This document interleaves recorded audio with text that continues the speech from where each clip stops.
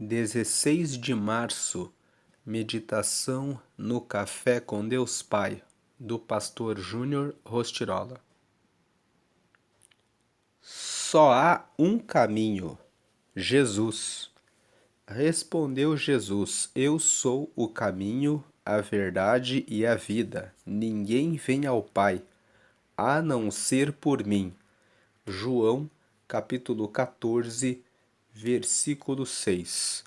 Nesse versículo que nós acabamos de ler, Jesus estava falando com os seus discípulos.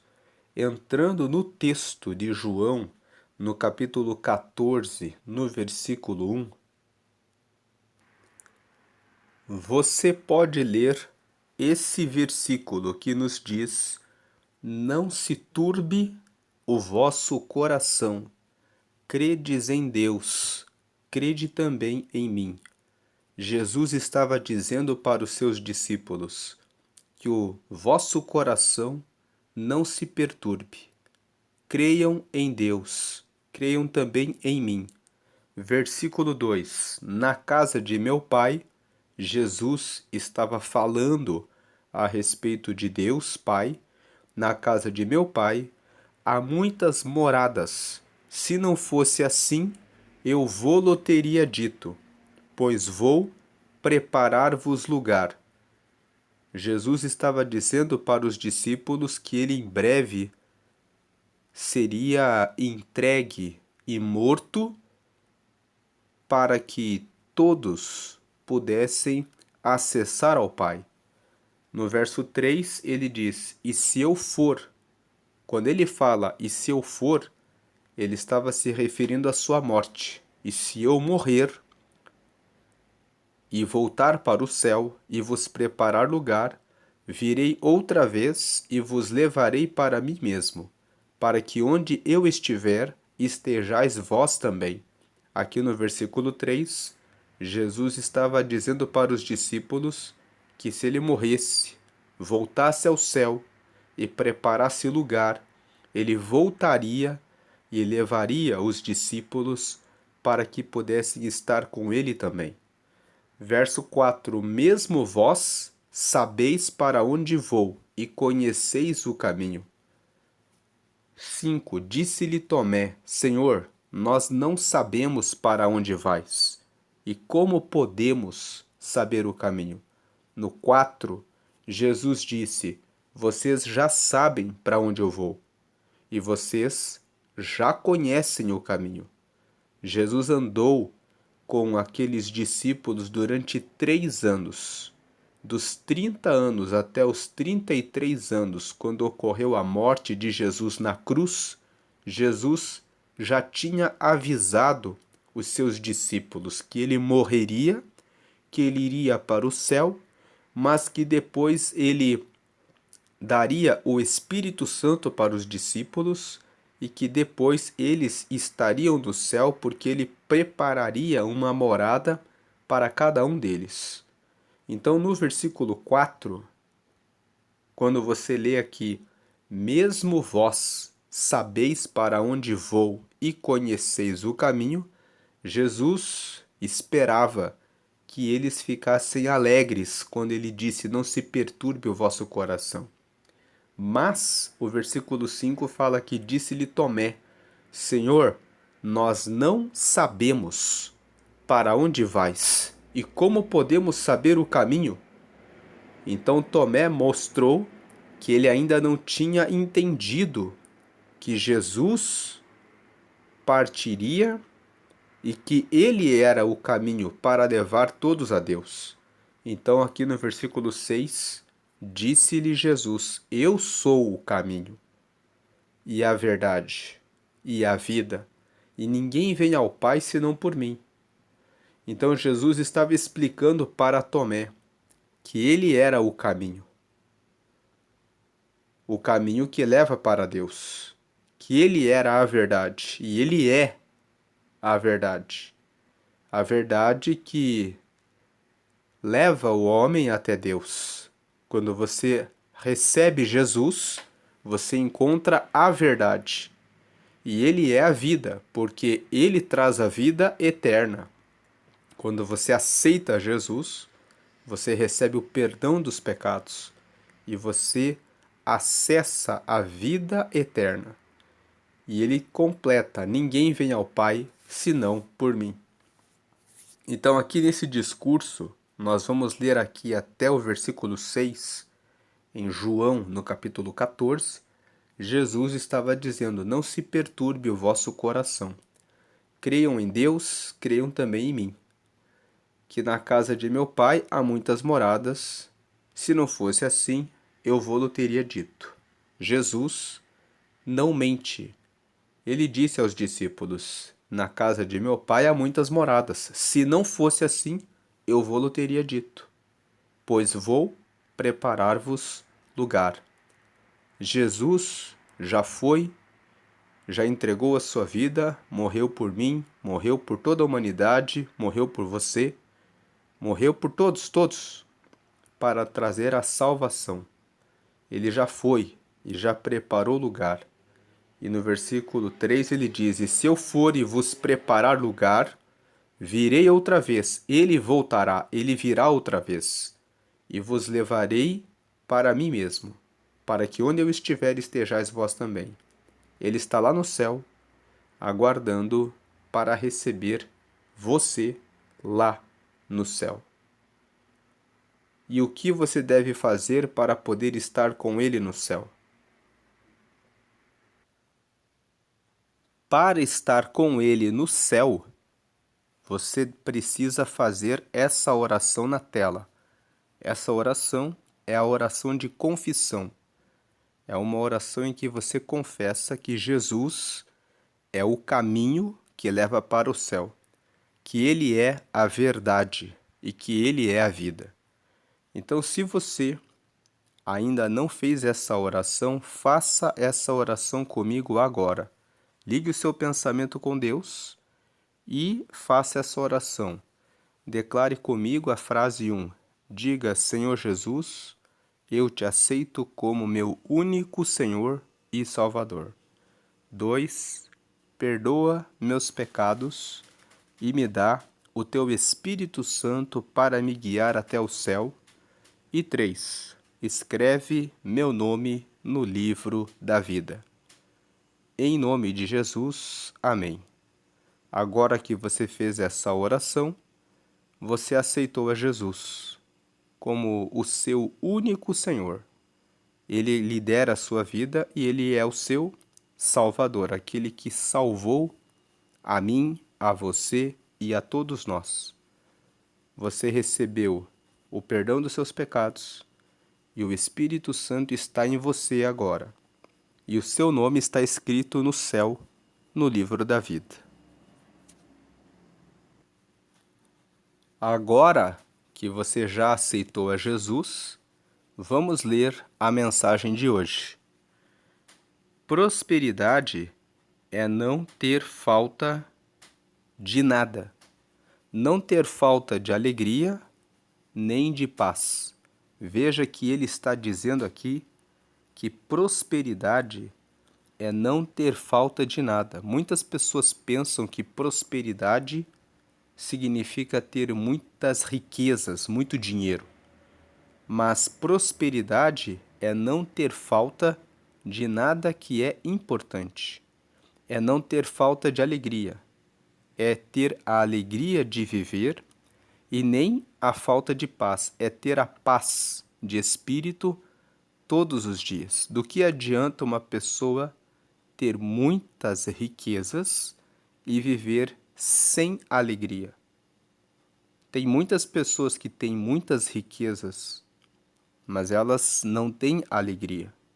E também existem muitas pessoas com muito dinheiro e que não têm paz. A vida delas é correr atrás do dinheiro e cada vez mais e mais dinheiro, porque elas se tornaram escravas do dinheiro. E elas não encontram um sentido para a vida. Então a prosperidade, ela é não ter falta de nada, é não ter falta de alegria e nem de paz. Jesus traz a alegria da vida. Jesus derrama a sua paz. Ele disse: eu vos deixo a minha paz, não como o mundo a dá. Porque Jesus, ele traz a verdadeira paz. Para viver o extraordinário de Deus, continuando aqui na leitura, para viver o extraordinário de Deus na sua vida, você precisa estar conectado com a verdadeira fonte. Jesus, ele é a fonte da vida. É de onde vem a alegria e a paz. E a verdadeira fonte é Cristo Jesus. Isso revela que tudo que o Senhor reservou para você já está acessível. Mas do outro lado, o inimigo tenta nos paralisar e nos desviar do caminho que leva a Cristo. Quem é o inimigo? Esse inimigo é o adversário. O adversário é o diabo. Você pode pensar, por que falar do diabo se você acabou de falar que a fonte é Jesus? Porque o diabo, ele de fato existe. E todos os dias ele está à sua volta.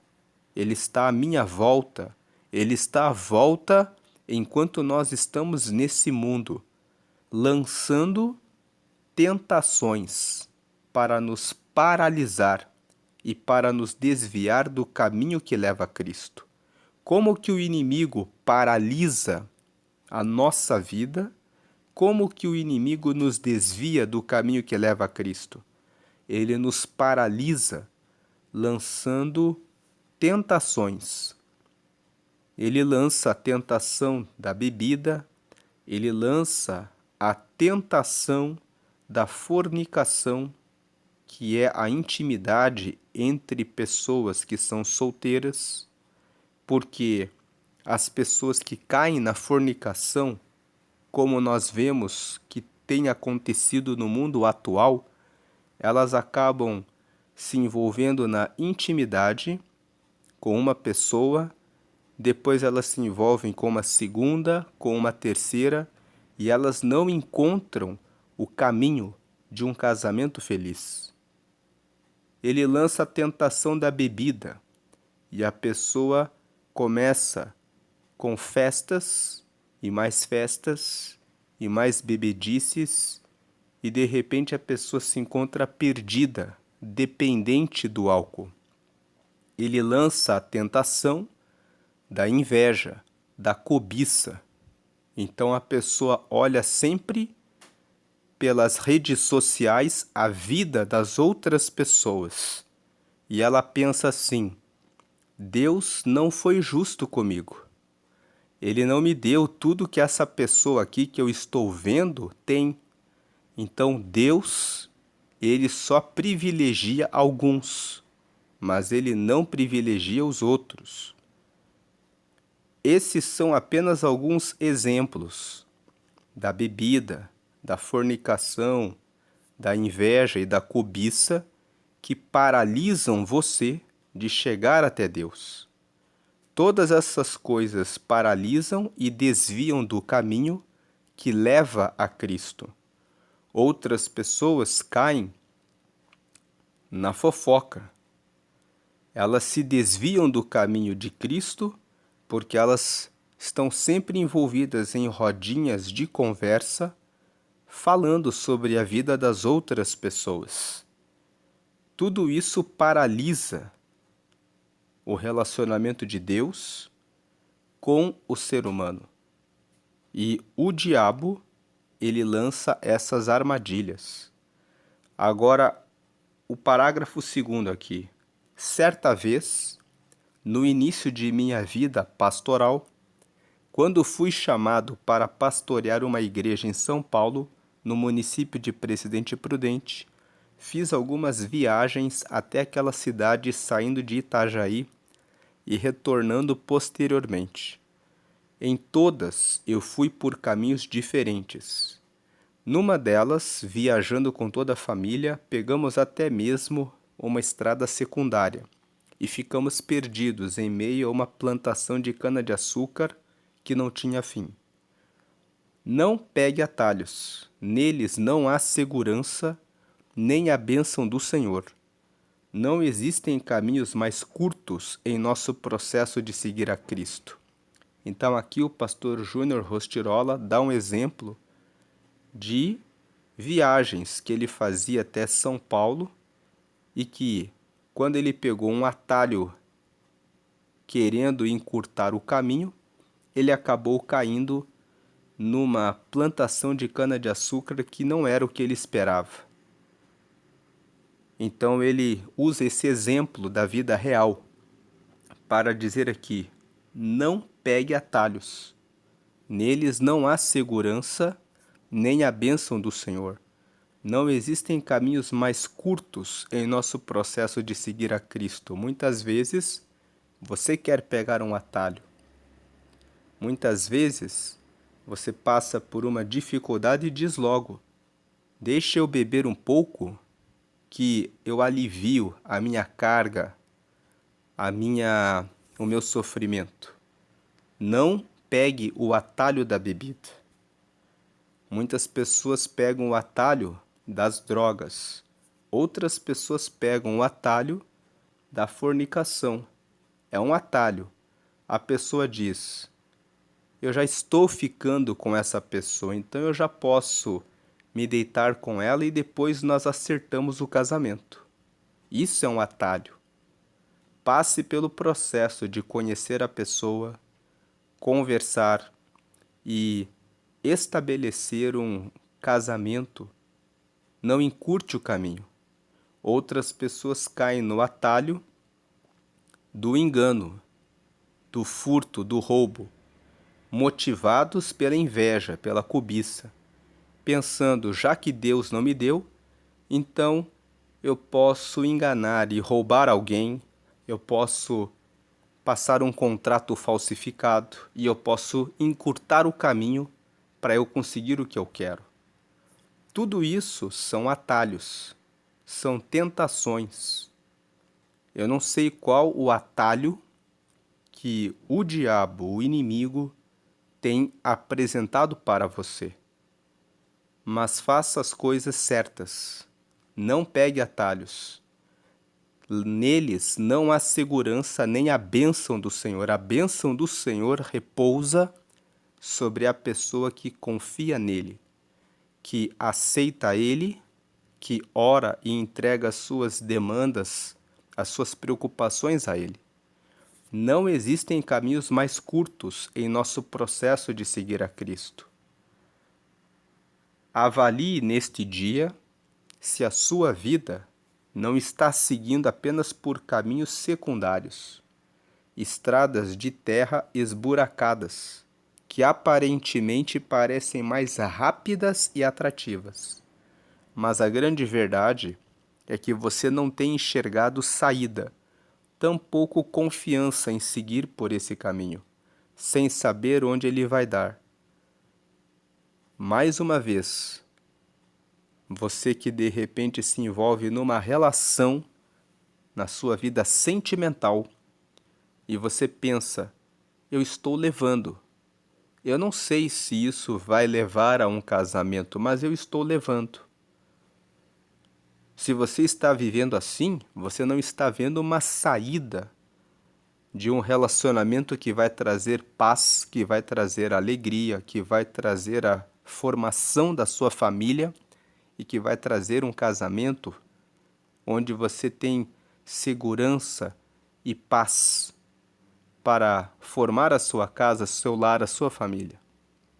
Se você se envolveu com algum atalho, como o furto, como o roubo, como o engano em contratos, é hora de sair desse caminho. Todo o caminho errado, no final, vai trazer algo errado. Então, se a sua vida está assim, faça o retorno. Recalcule a rota. O caminho de volta é sempre mais difícil, mas o trajeto precisa ser feito para que as reparações aconteçam. Portanto, esteja atento para manter-se na única via que o leva a seu verdadeiro destino, que é Cristo. Quando você fica na única via, que é Cristo, que apresenta os seus ensinamentos, você encontra a vida em tudo que você faz. A frase de hoje é: não pegue atalhos. Tudo tem um processo. Tudo exige tempo, dedicação e com Deus no seu relacionamento, para que você tenha acesso a Deus e possa ouvir a sua voz e receber o mapa para que você siga no caminho certo. Também existe uma dedicação, um passo a passo. Aceitar a Jesus é o primeiro passo. Orar e apresentar os seus planos e os seus projetos a Ele todos os dias é o segundo passo. O terceiro passo é ouvir a voz dele. Quando você ora, ele fala com você pelo Espírito Santo. E você deve falar sobre tudo o que você tem sentido dificuldades para que ele possa responder a você. Então, o terceiro passo é ouvir o direcionamento de Deus. E o quarto passo é obedecer. Então, repetindo os 4 passos, o primeiro passo é receber a Jesus. Você que fez a oração de confissão já fez o primeiro passo.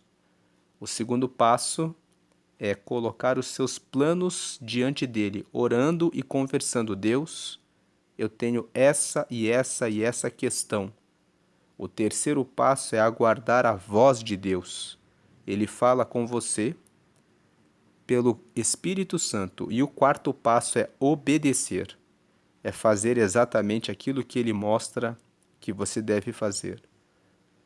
Isso demanda tempo para que você possa apresentar em oração as demandas a ele, para que você possa receber a orientação e ouvi-lo, e 4, para que você possa obedecê-lo e segui-lo.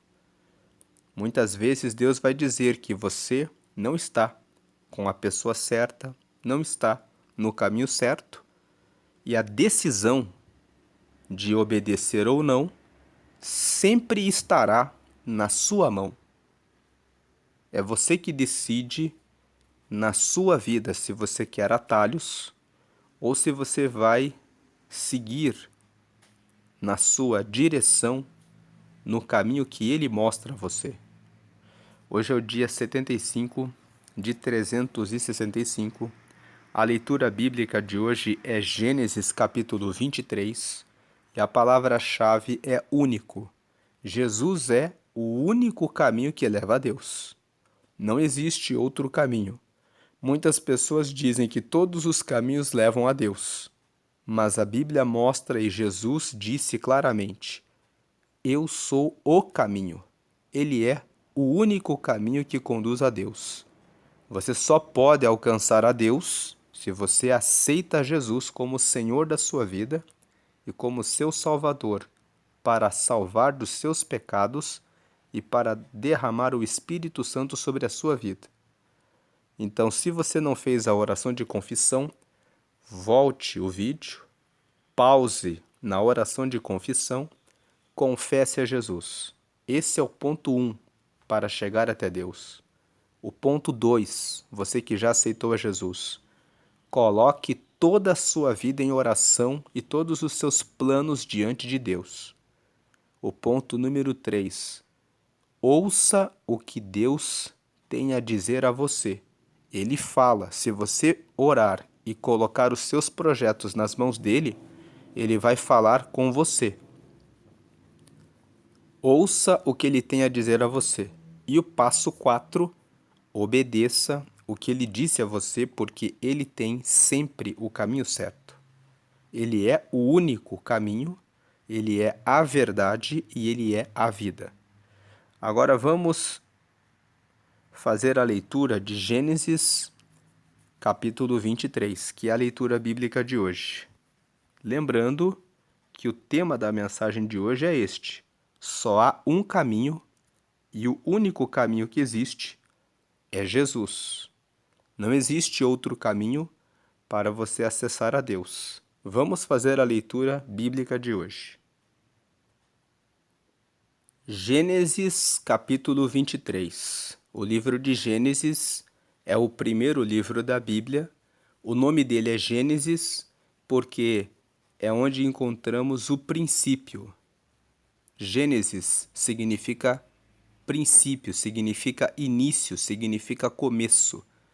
No primeiro livro da Bíblia, que é Gênesis, nós aprendemos a respeito dos começos, do princípio das coisas que Deus foi ensinando para a humanidade. E aqui, em Gênesis, no capítulo 23, nós vamos ver a história da morte de Sara. Sara era esposa de Abraão. Depois que ela completou a sua vida na terra, ela faleceu e Abraão procurou uma sepultura para que pudesse enterrar a sua esposa. Vamos ler aqui Gênesis 23 e colher os ensinamentos desse texto para a nossa vida prática hoje. Verso 1: E foi a vida de Sara 127 anos. Estes foram os anos de vida de Sara. 2. E morreu Sara em Quiriate Arba, que é Hebrom, na terra de Canaã. E veio Abraão lamentar a Sara e chorar por ela. 3. Depois se levantou Abraão de diante do seu morto e falou aos filhos de Et, dizendo: 4. Estrangeiro e peregrino sou entre vós. Dai-me possessão de sepultura convosco, para que eu sepulte o meu morto de diante da minha face. 5. E responderam os filhos de Et a Abraão, dizendo-lhe: 6. Ouve-nos, meu senhor. Príncipe de Deus és no meio de nós. Enterra o teu morto na mais escolhida de nossas sepulturas. Nenhum de nós te vedará a sua sepultura, para enterrares o teu morto. Aqui nesses primeiros versículos, nós percebemos que Abraão estava numa terra de estranhos. Ele estava na terra de Canaã, quando a sua esposa Sara morreu. E ele pediu que eles vendessem uma terra para que ele pudesse sepultar a sua esposa. Quando ele pediu isso para os filhos de Et, veja esse versículo 6 aqui no topo da tela. Eles disseram para ele assim: ouve-nos, meu senhor, príncipe de Deus és no meio de nós. Eles, olhando para Abraão, reconheciam que ele era príncipe de Deus. Isso revela para nós que Abraão era um homem que andava em obediência a Deus. As pessoas viam ele e diziam: ele é um príncipe de Deus. Ele está no meio de nós. Ele faz tudo de maneira certa, correta, honesta, verdadeira. Ele anda no caminho certo. Então não tem razão para nós recusarmos de dar uma sepultura para que ele possa enterrar a sua esposa aqui na nossa terra. E isso, numa aplicação prática na nossa vida, para a meditação de hoje, nos mostra que se nós andamos no caminho do Senhor, as pessoas ao nosso redor, as pessoas à nossa volta, elas vão olhar para nós e vão dizer: eis ali uma pessoa que verdadeiramente é de Deus. E elas vão querer nos abençoar e nos ajudar por ver em nós a luz de Deus. Veja aqui o 7. Então se levantou Abraão e inclinou-se diante do povo da terra, diante dos filhos de Et. 8. E falou com eles, dizendo: se é da vossa vontade que eu sepulte o meu morto de diante de minha face, ouvi-me e falai por mim a Efrom, filho de Zoar. Nesse versículo 8, o Abraão está pedindo que as pessoas dessem o terreno de um homem chamado Efrom, que era filho de Zoar. Versículo 9, que ele, o Efrom, me dê a cova de Macpela. Macpela era um local, um terreno que existia ali. Então que ele me dê a cova de Macpela, que tem no fim do seu campo, que me dê pelo devido preço, em posse de sepulcro no meio de vós. 10. Ora, Efrom estava no meio dos filhos de Et, e respondeu Efrom, heteu, a Abraão aos ouvidos dos filhos de Et, de todos os que entravam pela porta da sua cidade, dizendo: 11. Não, meu senhor, ouve-me, o campo te dou. Também te dou a cova que nele está. Diante dos olhos dos filhos do meu povo, ta dou, sepulta o teu morto. Veja que quando Abraão pediu aqui a cova de Macpela, que era de propriedade do Efrom, e ele pediu na frente de todas as pessoas que eram os filhos de Et, o próprio Efrom disse: eu te dou o terreno, eu te dou a sepultura que está lá. Pode sepultar o teu morto lá. O testemunho de Abraão era tão forte que as pessoas disseram: nós vamos dar para você. As pessoas queriam fazer o bem para Abraão em razão do testemunho dele. 12. Então Abraão se inclinou diante da face do povo da terra. 13. E falou a Efrom aos ouvidos do povo da terra, dizendo: mas se tu estás por isto, ouve-me, peço-te. O preço do campo o darei. Toma-o de mim e sepultarei ali o meu morto. Veja que Abraão não aceitou a doação. Ele disse, na frente de todos: por favor, me diga quanto custa, porque eu quero pagar para você. Isso fala sobre um homem que era justo. Quantas pessoas, se você oferece o dedo, ele pede a mão, ele pede o braço, ele pede tudo e ele ainda fica insatisfeito. Abraão era tão correto e tão justo que ele disse: me dá o preço. Tudo tem um preço, não é justo você me dar. Eu vou pagar quanto vale. Versículo 14. Respondeu Efrom a Abraão, dizendo-lhe: 15. Meu senhor, ouve-me, a terra é de 400 siclos de prata. O que é isto entre mim e ti? Sepulta o teu morto. Então Efrom, quando ouviu que Abraão queria o preço, disse: vale 400 siclos de prata. 16.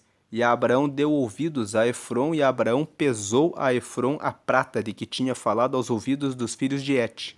400 siclos de prata, correntes entre mercadores.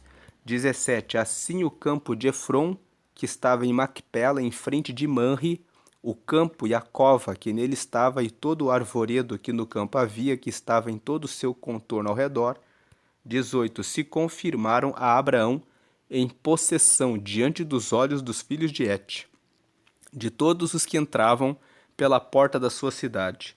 19. E depois sepultou Abraão a Sara, sua mulher, na cova do campo de Macpela, em frente de Manre, que é Hebrom, na terra de Canaã.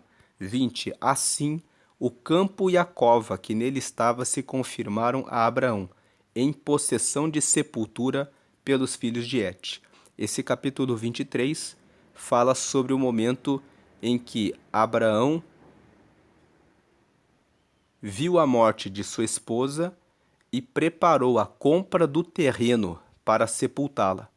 E essa compra do terreno foi feita diante de estrangeiros. Ele comprou uma terra em um lugar de estrangeiros, porque ele estava peregrinando naquela terra de estrangeiros.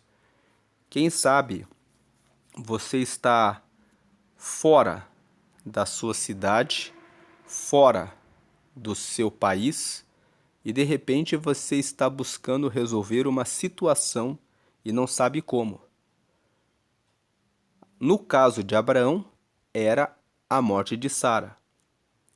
No seu caso, pode ser: será que eu volto para minha cidade, para o meu país? Pode ser uma decisão importante. Mas Abraão fez o que era justo. Ele fez o que era correto, diante de todos. Ele não procurou atalho nenhum. Nós vimos aqui que Efron ofereceu terreno, disse: você é um príncipe de Deus, você faz tudo certo, vamos dar para você. Ele disse: não, o que é justo, fala o preço e eu vou pagar a você. E ele pagou o valor que correspondia ao valor daquele terreno. Na frente de todos, ele procurou sempre andar de forma correta e justa. E foi isso que fez que as pessoas reconhecessem que ele era um príncipe de Deus. Não pegue atalhos e ande com Jesus. Vamos fazer a oração final. Senhor, te agradecemos pela palavra de hoje, que nos revela que Jesus é o único caminho, a verdade e a vida, e ninguém vem a Deus a não ser por meio de Jesus. Te agradecemos porque o Senhor disse para os discípulos, e essa palavra hoje é falada para nós: não se turbe o vosso coração, crede em Deus, crede também em mim. Na casa de meu pai há muitas moradas. Se não fosse assim, eu vou-lo teria dito. Eu vou preparar-vos lugar.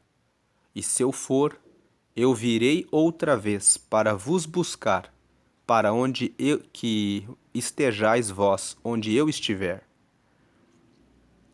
Vocês já sabem qual é o caminho. E vocês já sabem para onde eu vou. Foi isso que o Senhor disse para os discípulos e hoje o Senhor está falando para mim e para cada pessoa que participa dessa oração. Não se turbe o vosso coração.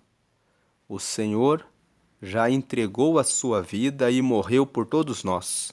Ele já preparou um lugar que está reservado para todas as pessoas que receberem a Ele como único Senhor e Salvador.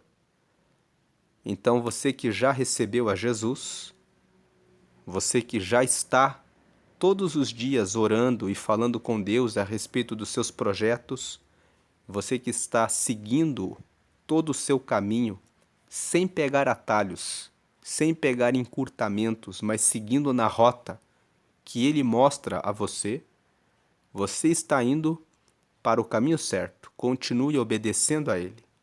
E você que, por alguma razão, pegou um atalho, é tempo de voltar e dizer: agora eu vou voltar e seguir a voz de Deus em obediência a Ele. Senhor, agora recebe cada pessoa que participa dessa oração. O Senhor sabe qual é a etapa do caminho que cada um está passando agora. E eu peço que o Senhor ajude aqueles que estão obedecendo e sendo desafiados, tentados a pegar um atalho. Que eles recebam graça, renovação e força para continuarem em obediência. E se alguém aqui pegou um atalho e caiu em uma plantação de cana-de-açúcar, como o pastor Júnior Rostirola, num caminho que não esperava, eu peço que o Senhor venha mostrar o caminho certo, reescrever a história dessa pessoa e mostrar uma nova rota e um novo caminho, para que esse teu filho, essa tua filha consiga se reencontrar e prosseguir na nova rota que o Senhor agora preparou para que possa encontrar o caminho certo.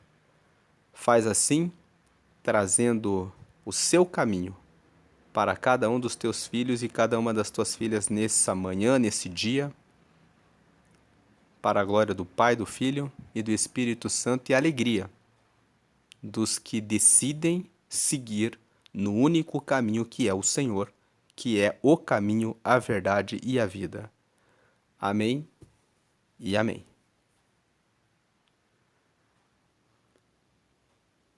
Toda glória, toda honra e todo louvor sejam sempre, sempre somente ao Senhor. Dê glórias a Deus e permaneça sempre firme no único caminho, que é Jesus. Deus abençoe a sua vida grandemente e sempre diga glória e toda honra e glória somente a Deus. Amém e amém.